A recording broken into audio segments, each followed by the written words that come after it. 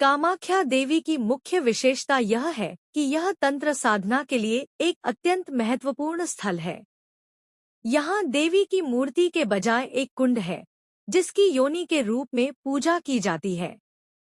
इस मंदिर में देवी को मासिक धर्म आता है, जिसे रजस्वला कहा जाता है, और इस दौरान मंदिर बंद रहता है और नदी का रंग भी लाल हो जाता है।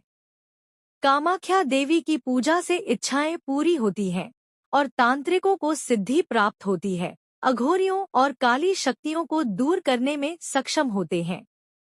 कामाख्या मंदिर में देवी की मूर्ति के बजाय एक योनि का प्रतिनिधित्व करने वाला कुंड है, जिसकी पूजा की जाती है।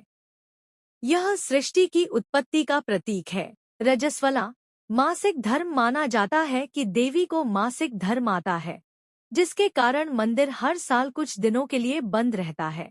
मां कामाख्या मंदिर की गिनती भारत के सबसे प्राचीन और शक्तिशाली मंदिरों में। मां कामाख्या मंदिर का इतिहास करीब 600 साल पहले की बात है, जब मां कामाख्या मंदिर के गर्भगृह में पूजा करने का जिम्मा केंद्रकलाई नाम के पुजारी के पास था। वह मां के सच्चे भक्त थे और हर शाम गर्भगृह का दरवाजा बंद करके आंखें मूंदकर मां की आरती करते थे। कहा जाता है कि इसी समय मां कामाख्या वहां स्वयं प्रकट होकर नृत्य करती थी।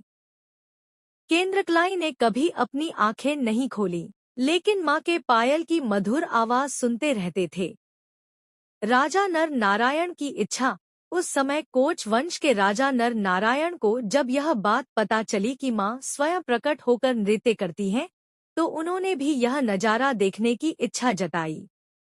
केंद्रकलाई ने राजा को समझाने की कोशिश की कि ऐसा करना सही नहीं होगा, लेकिन राजा के दबाव में उन्हें मानना पड़ा। अगले दिन आरती के समय राजा ने मंदिर की दीवार में बने एक छोटे से छेद से मां को देखने की कोशिश की। जैसे ही राजा की नजर मां पर पड़ी, उनकी आंखों की रोशनी चली गई। मां कामाख्या को सब समझ में आ गया कि उनका नृत्य किसी ने देख लिया है। वह बहुत क्रोधित हो गईं और उन्होंने तुरंत श्राप दिया कि अब से अगर कोच वंश का कोई भी व्यक्ति मंदिर में प्रवेश करेगा, तो या तो वह अंधा हो जाएगा या उसकी मृत्यु हो जाएगी। आज भी कोच वंश से जुड़े लोग मां कामाख्या मंदिर में प्रवेश नहीं करते। राजा की इस हरकत से मां कामाख्या बेहद दुखी और क्रोधित थी। उन्हें यह भी महसूस हुआ कि केंद्रकलाई ने राजा को रोकने में कमजोरी दिखाई। मां ने अपने प्रिय पुजारी को पत्थर का बना दिया। कहा जाता है कि आज भी गर्भगृह के पास केंद्रकलाई